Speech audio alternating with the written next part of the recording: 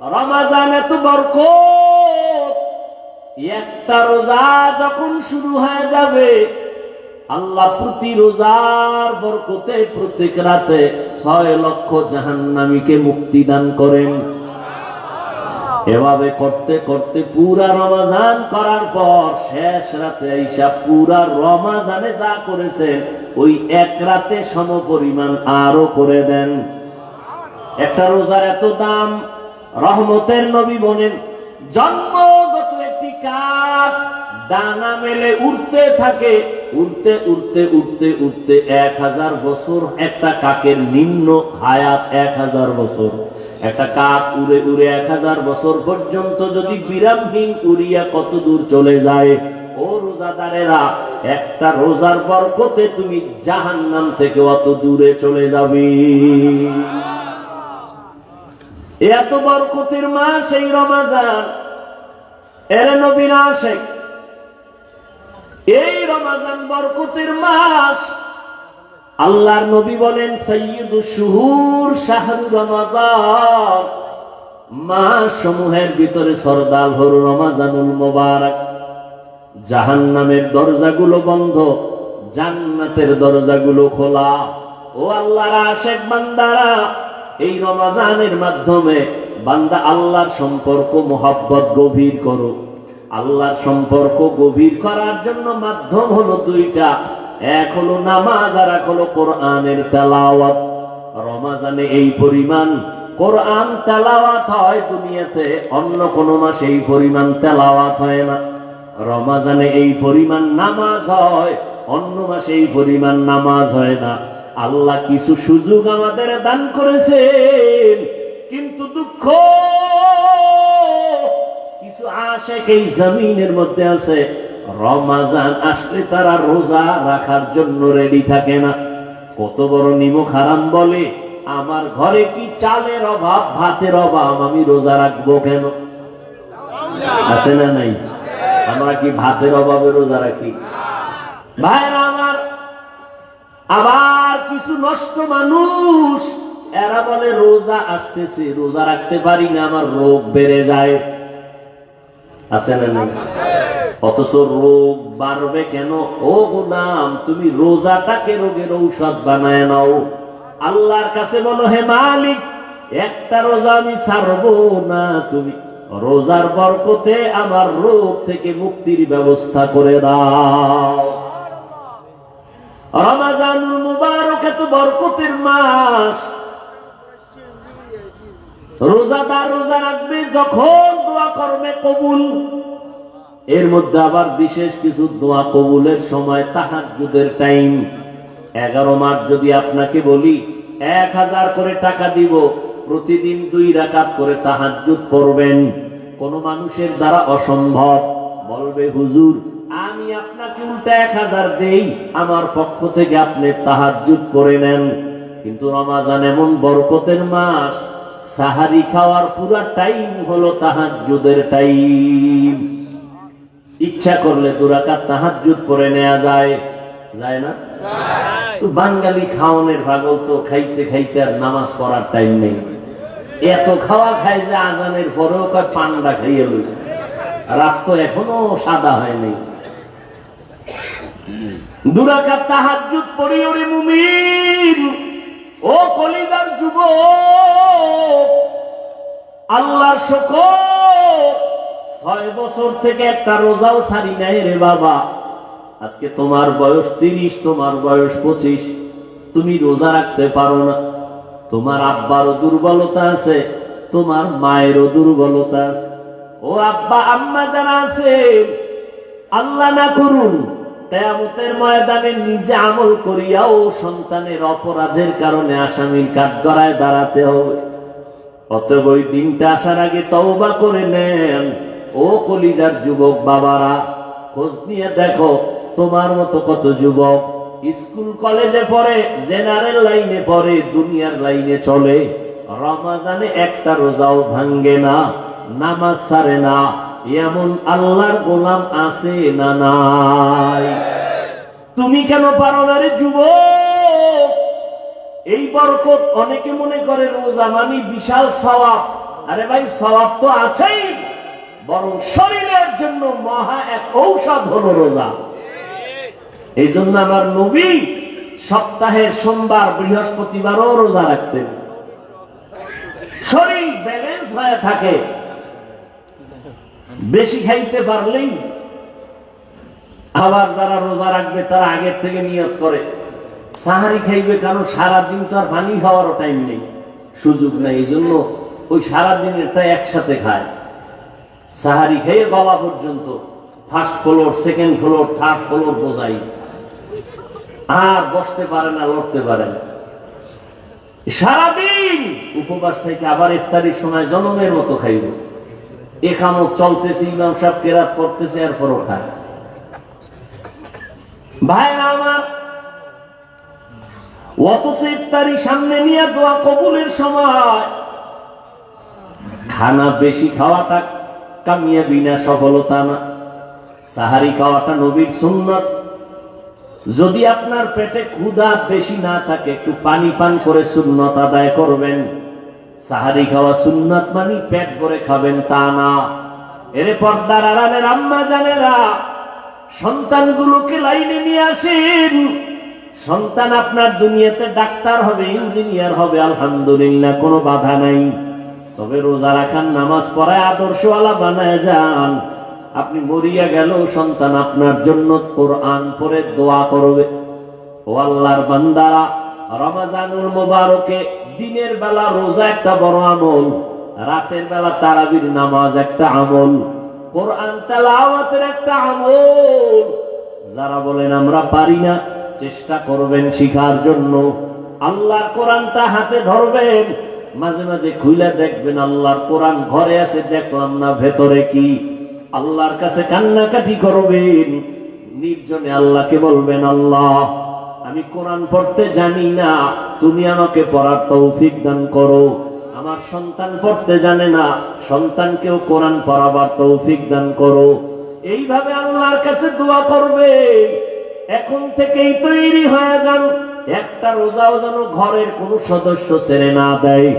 যেই উপযুক্ত সন্তান যেন রোজা ভাঙতে না পারে, বুঝের মাধ্যমে হোক, কান্নাকাটি আর দোয়া করা লাগলেও হোক, রোজা ছাড়া যাবে না। তারাবির নামাজও যেন ছুটিয়া না যায়। খতমে তারাবির মাধ্যমে একটা খতমের সওয়াব পেয়ে যাবেন, এই তারাবিও ছাড়া যাবে না, একটা নফল ফরজের সমান। অতএব তারাবি কমাইয়া এই বরকত থেকে কেউ বঞ্চিত হবেন না। আল্লাহর নবীর আদর্শের মালাটা গলায় লাগায় নেন, রমজানের সাধনা দিয়া বাকি 11 মাসটারে টাইট করে নিবেন। রমজানের সাধনা, পেটের মধ্যে প্রচন্ড ক্ষুধা, সামনে ইফতারি রেডি, এরপরও খাই না কেন? বলে আল্লাহর বিধানে এখন এই মুহূর্তে রোজা আছি, খাওয়া হালাল নয়। খানা হালাল, তবে খাওয়াটা হারাম। আল্লাহ বলে, বান্দা এখান থেকে সবক নেও, রমজানে রোজা রাখা হালাল তার খানার বেলায় তুমি নিজের যেমন কন্ট্রোল করতেছো, বাকি 11 মাসেও হারাম থেকে আরো কন্ট্রোল করবা। রমজানে রোজার হালাতে আমি হালালটাও সামনে রেখে যেমন খাইতে পারি না, কন্ট্রোল করেছি, বাকি 11 মাস আমি হারাম থেকেও নিজের কন্ট্রোল করব। আমি হারাম খাবো না। এইভাবে নিজেকে তৈরি করো। আল্লাহর ভয় তাকওয়া অন্তরে জমা করে নাও। গুনাহ ছাড়ো। তাকওয়া মানে আল্লাহর মুহাব্বত অন্তরে জমা করে গুনাহ থেকে নিজেরে বাঁচাও। আল্লাহ পাক রব্বুল আলামিন এই তাকওয়া অর্জন করার জন্য রমজানুল মুবারক আল্লাহ দান করেছেন। ও নবীর আশিক উম্মতের দল, আল্লাহর কাছে তৌফিক কামনা করেন।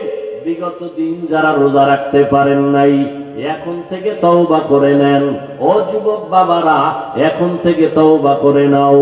আর নামাজ ছাড়বা না, আর রোজা ভাঙবা না, দাড়ি কাটবা না, মা বাবার দোয়া নিয়ে সামনে আগায় যাইবা। ও পর্দার আড়ালের আম্মা জানেরা, আল্লাহ এত সম্মান আপনাদের দান করেছেন।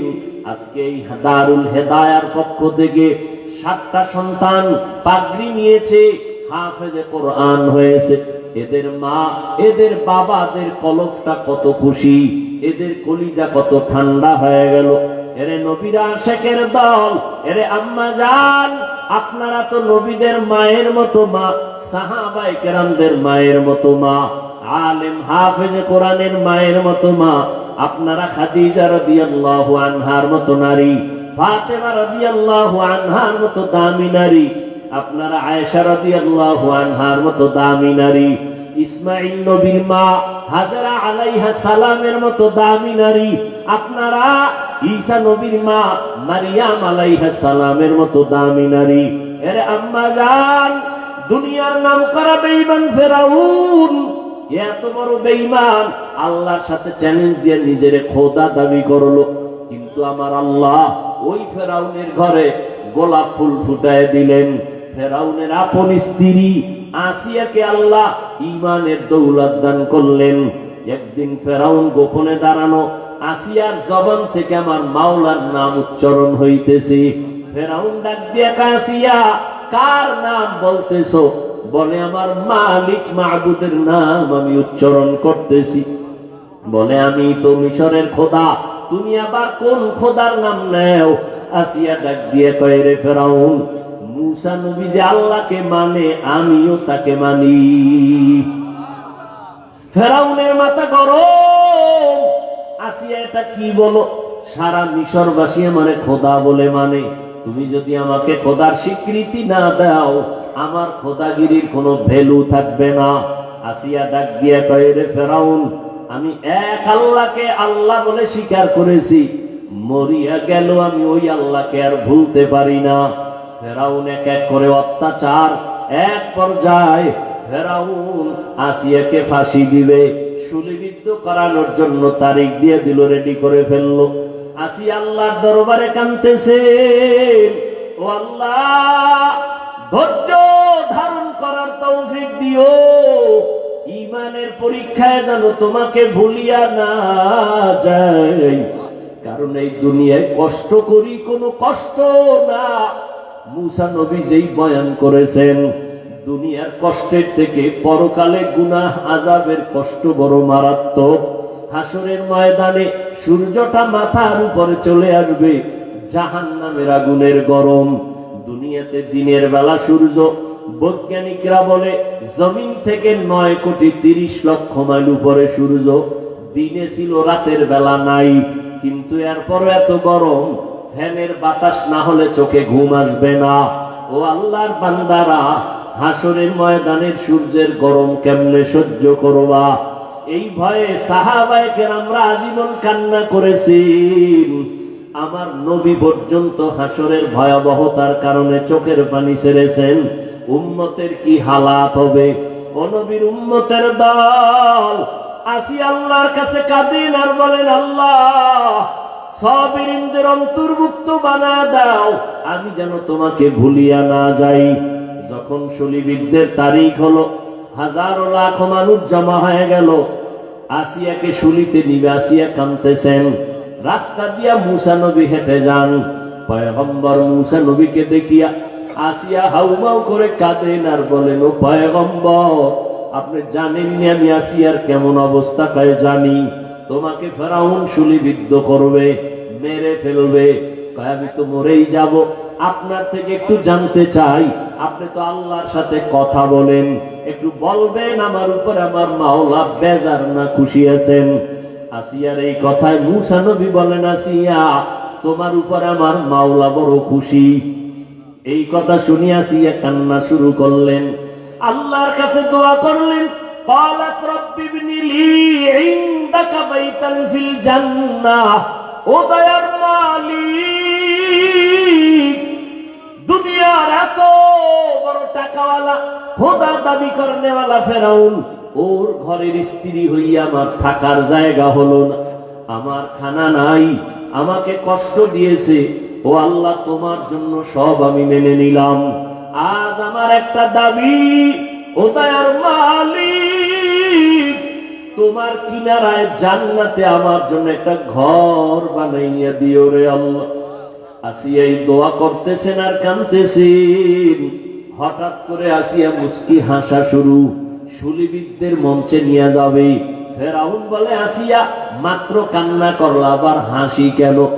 আসিয়া ডাক দিয়ে কয়, রে ফেরাউন, তুমি জানো না আমার আল্লাহ আমার কলবের চক্ষুটা খুলিয়ে দিছেন, তুমি তো দেখবা না, তোমার অন্তর না পাক। আজ আমি ঈমান আনার কারণে আমারে তুমি জায়গা দাও নাই থাকার, কত কষ্ট দিয়েছো। আজ আমি মাওলার কাছে কান্নার কারণে আজ আল্লাহর কাছে আবদার জানিয়েছি। আমি এখন তাকায় দেখতেছি ওই জান্নাতের পাশে আমার ঘর, লক্ষ লক্ষ ফেরেশতা অপেক্ষায় আছে, আমার রূহটা জান্নাতে নিয়ে যাবে। আমি মালিকের মোলাকাতের জন্য আনন্দিত। এখন আমার কোনো কষ্ট নাই, কোনো ভয় নাই। আমাকে সুলিবিদ্ধ করে দাও, আমি মালিকের মোলাকাতে চলিয়া যাব। এরে আল্লাহর বান্দারা, ও পর্দার আড়ালের আম্মা জান, এত বড় বেঈমান ফেরাউনের ঘরে আসিয়া যদি আমার আল্লাহর মোহাব্বত নিয়ে দুনিয়া থেকে যাইতে পারেন, রহমতের নবী বলেন কিয়ামতের ময়দানে আসিয়ার সাথে আমি নবীর সাথে জান্নাতে বিবাহের বন্ধন হয়ে যাবে। কেমন ভাগ্য আসিয়ার। ও পর্দার আড়ালের আম্মা জানেরা, এই দুনিয়াতে যত সন্তানদের বয়ান আমি শুনাইলাম, আপনাদের দোয়া আর অবদান ছাড়া হবে না। এই দুনিয়ায় যত সন্তান ভালো হয়েছে, দুনিয়ার লাইনে আর আখেরাতের লাইনে সব আপনাদের কারণেই। এসপি সাহেবের ব্যবহার ভালো, ডিসি সাহেবের ব্যবহার ভালো, ওসি সাহেবের ব্যবহার ভালো, চেয়ারম্যান সাহেবের ব্যবহার ভালো, এগুলো পেছনে নিজের কোনো বাহাদুরি নাই, সব হলো মায়ের অবদান। মায়ের আদর্শের কারণে সন্তান ভালো হয়। এজন্যই তো বিশ্ব বরেণ্য দার্শনিক ইমাম গাযালি রাহমাতুল্লাহি আলাইহি বলেন, প্রতিটি সন্তানের জন্য তার মা হলো প্রাথমিক শিক্ষিকা। সন্তানকে মা যা শিখাবে সন্তান তাই শিখবে। ও আম্মা জান, এখন আপনাদের বলবো, পেছনের গুনাহ থেকে তওবা করেন। আপনার মতো কত মা এখনো আছে পর্দা করে স্বামীর মাল হেফাজত করেন, সন্তানগুলোকে আদর্শওয়ালা বানানোর মেহনত করে, নামাজ ছাড়ে না। এরে আম্মা জান, আপনারা কেন পারবেন না? ও যুবক, ওই মা বাবার দোয়া নিয়ে সামনে আগাও। মা বাবার দোয়া ছাড়া জীবনে কোনোদিন সফলতা আসবে না। যতই বাহাদুরি করো, আজকে সম্মানের চেয়ার পাইলাম মা বাবার দোয়ার কারণে। আমার মালিকের দয়া, মা বাবার দোয়ার কারণে তুমি টাকার মালিক, বাড়ি গাড়ির মালিক, সম্মানের মালিক। ওই মা বাবার দোয়া নিয়ে সামনে আগাও, আর মায়ের থেকে দোয়া নিও। কত আল্লাহর বান্দারা তোমার লাইনে থাইকা নামাজ ছাড়ে না, বেপরদায় চলে না। আজকে এতগুলো মানুষ মোনাজাতে অনেকে কাঁদে, তোমার আমার চোখে কেন পানি নাই? একমাত্র কারণ আল্লাহ তোমার আমার গুনার কারণে বেজার। মা বাবার দোয়া নিয়ে চোখের পানি ছেড়ে কান্না করে দোয়া করিও, আল্লাহর কাছে তওবা করিও। আজকে থেকে আর কোনোদিন নামাজ ছাড়বো না, মা বাবার দোয়া নিয়ে চলবো, কোনোদিন মা বাবারই কষ্ট দিব না। ওলামায়ে কেরামের পরামর্শ নিয়ে নবীর তরিকা মানিয়ে চলবো। তওবা করার যদি বান্দা করার মতো করতে পারো, আল্লাহ জীবনের সব গুনাহ মাফ করে দিবেন। রহমতের নবীর আদর্শ নিয়ে জীবনটাকে পরিচালনা করব। তওবা করার মতো যদি নিয়ত হয়, কারো অন্তরে যদি মুনাফিকি দুর্বলতা না থাকে, খাঁটি তওবার নিয়তে দুটো হাত আল্লাহকে দেখায় দেই। আয় আল্লাহ, হাতগুলো কবুল করে নেন, তওবা কবুল করে নেন। তওবার উপরে মজবুত হইয়া চলার মতো তৌফিক দান করেন, আমিন।